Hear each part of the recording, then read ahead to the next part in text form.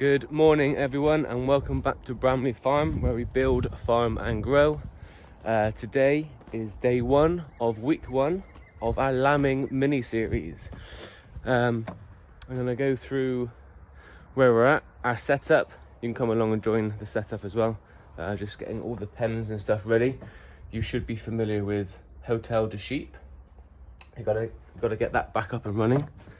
I'll show you us setting up our little pens for when they've lambed, and I'll go through all our buckets of what we need and what we have, like gloves and lube and iodine and such like. But first, let's go check the sheep. I have actually just seen them when I woke up, so this isn't for the first time this morning, so hopefully we're not getting any surprises just yet. So they're actually all sitting down chilling. So what we're looking for is if a ewe goes off on her own and starts scratching the ground, that means that she's getting ready to give birth. But I think at the moment there's a lot just sat down chilling in the morning sun. So I always like to count, make sure we still got them all. 1, 2, 3, 4, 5, 6, 7, 8, 9.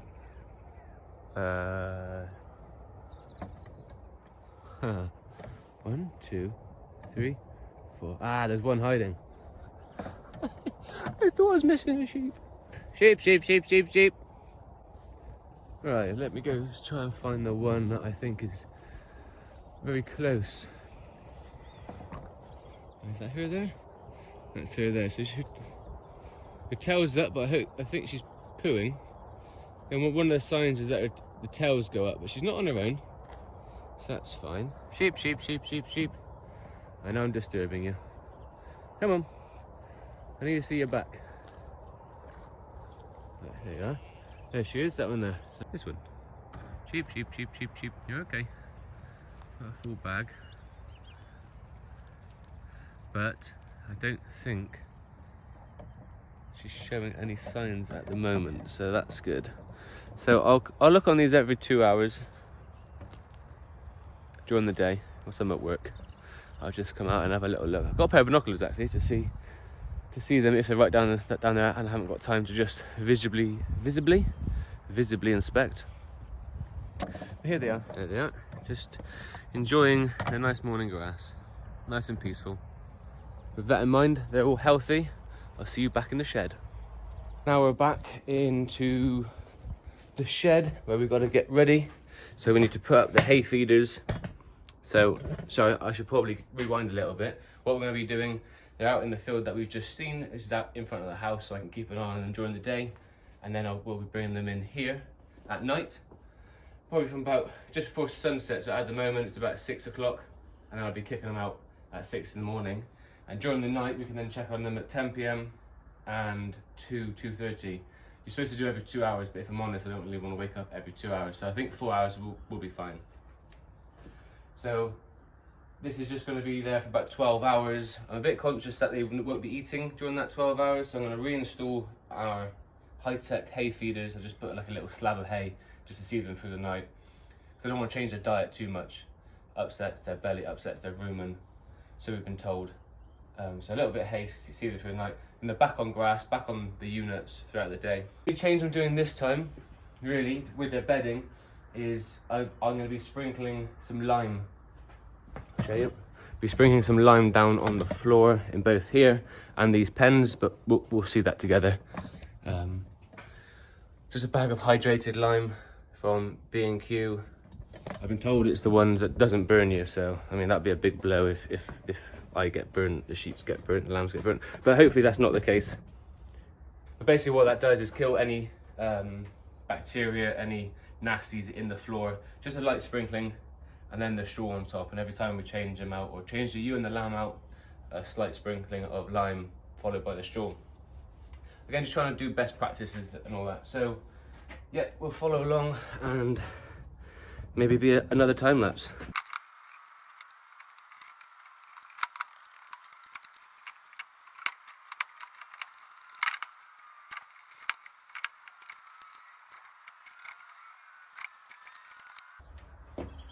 Hay feeders installed. Time to line the floor and get the straw on. So I'm putting on a glove to touch this lime. That's supposed to be safe, but I don't really want direct contact. I'll put it on the old glove.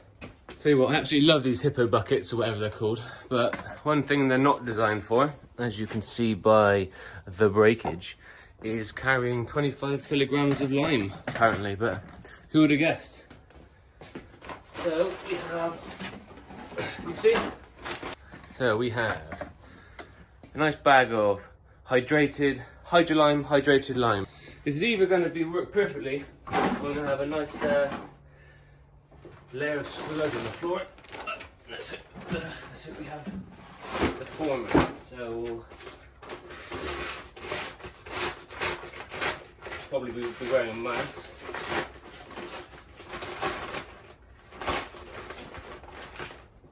Defeats the object when I touch it with the other hand, to be honest. So I guess it's just a sprinkling, I think. I hope I'm doing it right. If you know or done this before, please put in the comments of how we're actually supposed to sprinkle it. And whilst we're on that topic, remember to like, comment and subscribe, please. Thank you very much. So I need to move the straw. Who put these here? That was me. I put them there. So like most things of this sheep journey, I've had conflicting reviews of what you should do. Should you lime indoors? Should you lime outdoors? Should you lime? Should you not lime? Yes, no, everywhere. So I'm doing it this year, making my own notes, and then adjust for years to come. I guess that's the only real way. The whole lamb indoors and lamb outdoors has been quite a funny discussion to be had. We speak to some people, oh, must always lamb indoors, you have better control. It's comfier, it's lighter, it's more convenient, yeah, get all that. And you speak to others, including the vets, and they said, no, lamb outdoors, there's less pathogens, there's less nasties that can kill the lamb. Yeah, I get that. So, I'm sitting right on the fence. That's why I'm having them outdoors during the day and bringing them in at night. Hadn't had my coffee this morning. Bring them in at night for ease. So hopefully I'm right in the middle where I need to be.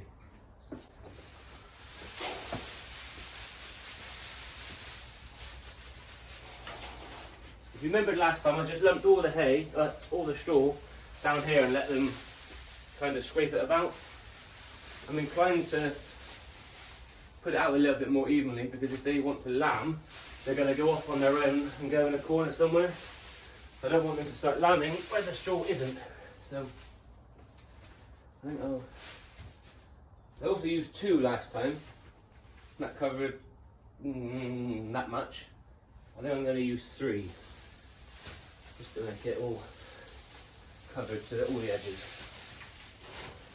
We'll just skip forward to when this is done, okay? See you in a bit. And just like that, it's all done. I said I was going to use 3. Maybe the straw that I've got this time is more compact. It's actually only 1.5. So we've filled the hay racks up with just a little bit of hay,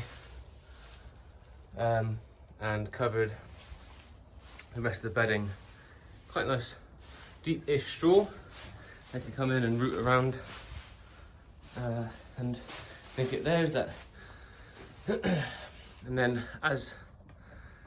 depending how dirty they are, I'll either get rid of some bits and replace with fresh, or just replace with fresh.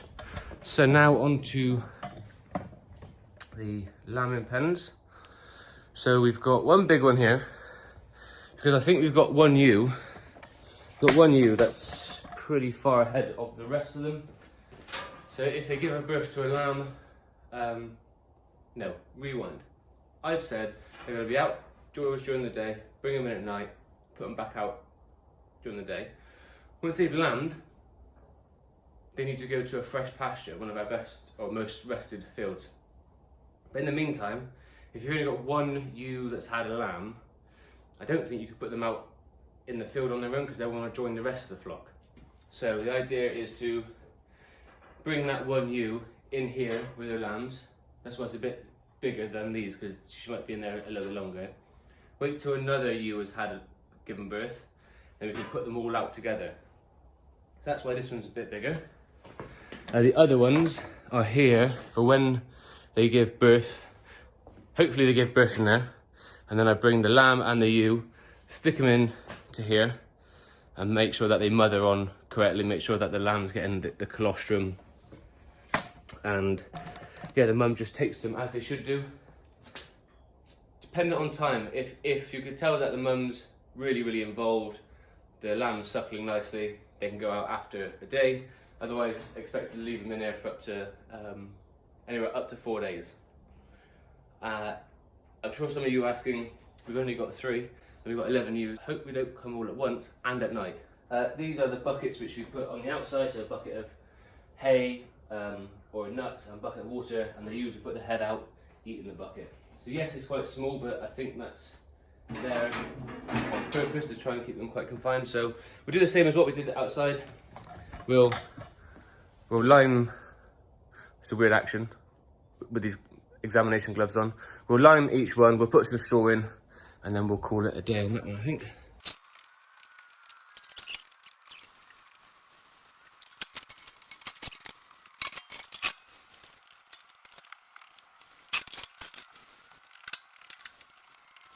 So that is the pens, hopefully done. Gotta go get some orange is the only colour they got. I think B&Q buckets, put in there for food and water. So I need 2, 4, 6 and 8, and cable tie the buckets in the corner there, that's fine. So that's them done. Now on to the supplies. What have we got in the mystery boxes? Right, so how I'm setting it up. Got the bucket. There's the orange bucket, let's see if they fit. I didn't even see that. I suppose we should see if they fit before I go buy them.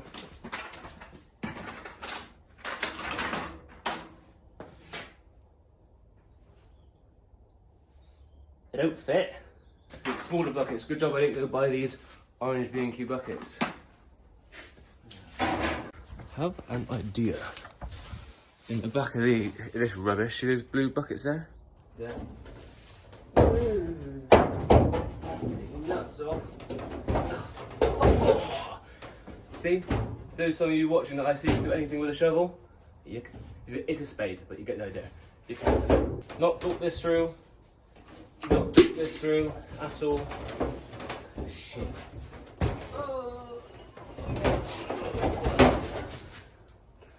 Like Spider-Man. Right, these buckets.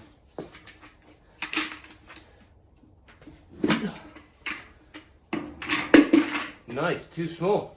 So right, back to the products. Got a bucket with stuff in. Waterproof trousers. And a crate with stuff in.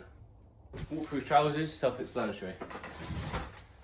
Not only to protect yourself from water, but also the insides of a ewe.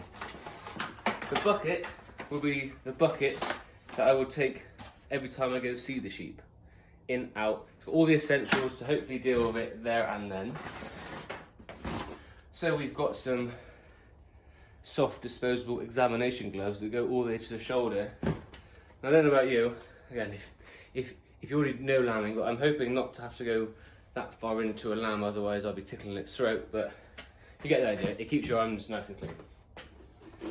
Got normal gloves, because on that we went on a lambing course with Tyndale vets. Amazing, highly recommended. Even for those that have been doing it for years, we had some old timers on there that said that they learned wonderful things there. Sounds silly, but I'll just talk you through. Put the long glove on, all up to here, but it's all baggy and you can't really feel much. Then you put a latex glove on, like the one you see me wearing earlier, over the long arm, so then you get your dexterity back and it's nice and tight to your hand. We have a lambing rope. Ooh. So this is a rope with 2 nooses on either end. When I was looking at stuff, I was thinking, what is this for? You're just going to pull the lamb out? Yeah, actually you do. So if a lamb's having difficulty, and it might have like a 1 foot forward, 1 foot back, basically the idea is anything that you see, feet wise, you put the rope on it, and then you can go and manipulate it. And you've always got the feet, so you just pull the rope and you've got a foot. That's a lambing rope. We have what looks like another medieval torture device. We had the shearers, we have this, we have ropes. Quite medieval. This is a snare. So I practiced in the lambing course, but it's obviously going to be harder when they're alive and kicking about. This thing goes, so you put if you've got these on the feet and the head is back, forward, wobbling about, and you can't pull it out because the head keeps moving about, you go in with this snare, like this, and you try and tuck it around the head of the lamb, tuck the ears out, so the head's here, nice. And I don't know how, because you need about 7 different arms to do it, but you then tie that a little bit forward, so hopefully we've got a lamb's head here.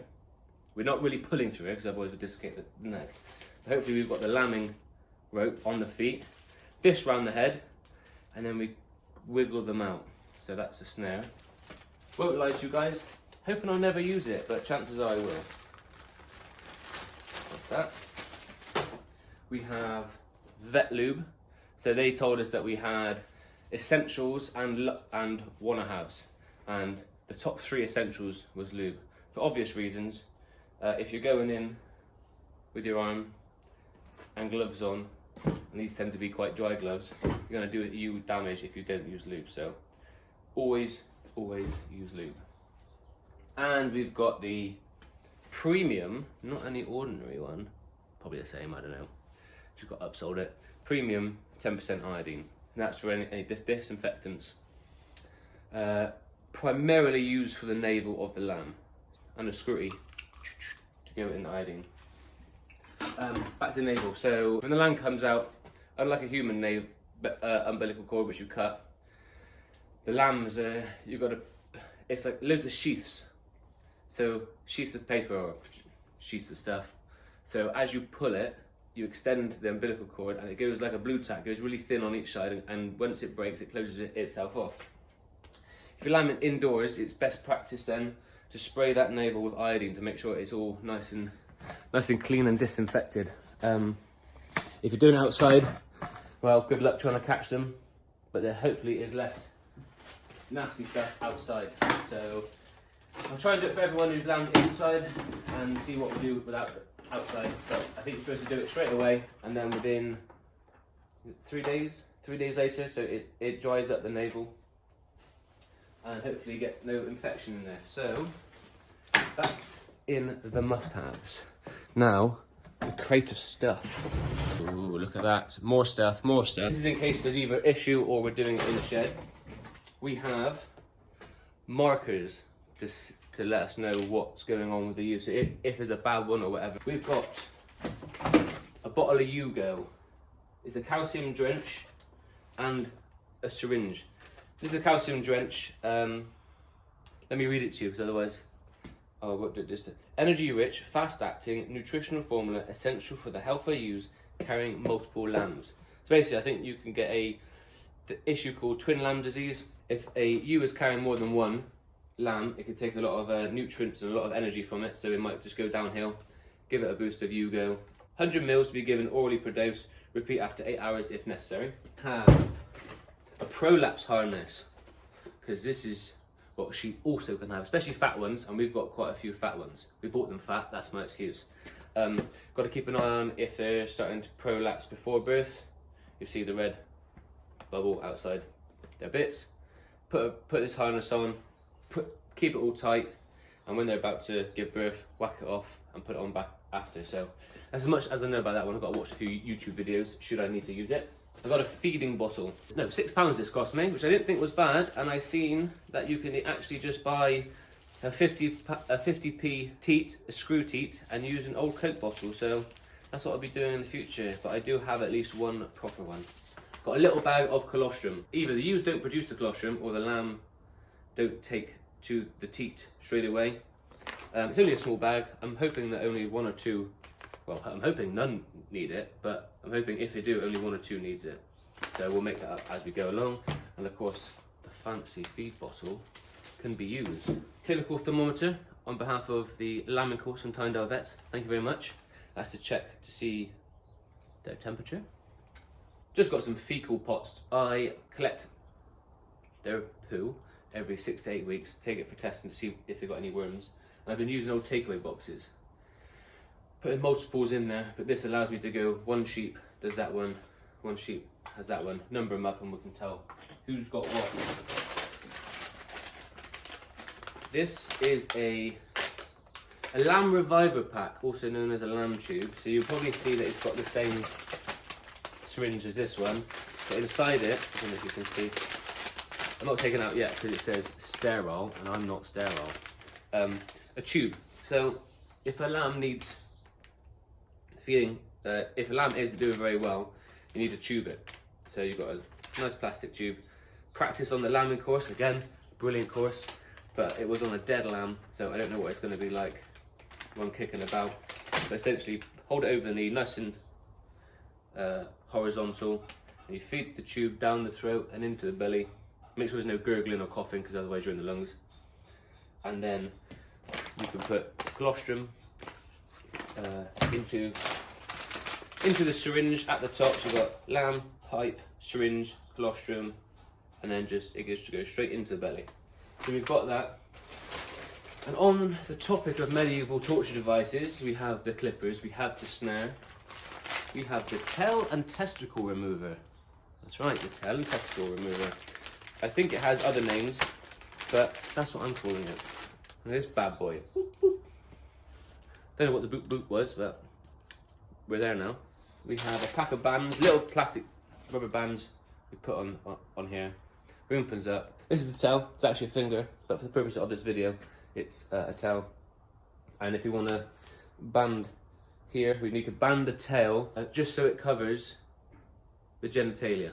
So not any shorter, not any longer. So back to my tail, band, put it on, release the band, and you let it go, and it pinches the blood circulation, stays on there until the tail falls off. Now the testicles. In this bag is a testicle from my extensive research, hopefully about this big. So band goes over that, slips in here, make sure both testicles are in here, band it, pull it off, and then we leave it until, just in the case of the tails, the bollocks drop off. This is what I'm not looking forward to. All of this is quite scary, but this scares the bejeebers out of me. But there we have it. That is what we've got. We've got the essentials bucket, and we have the other stuff. Like I say, this is week 1, day 1 of getting ready for lambing. I'm excited. I hope you guys are excited too. And I'll see you on the next one. So today is the end of week 1 lambing. And let's have a look at how many lambs we got.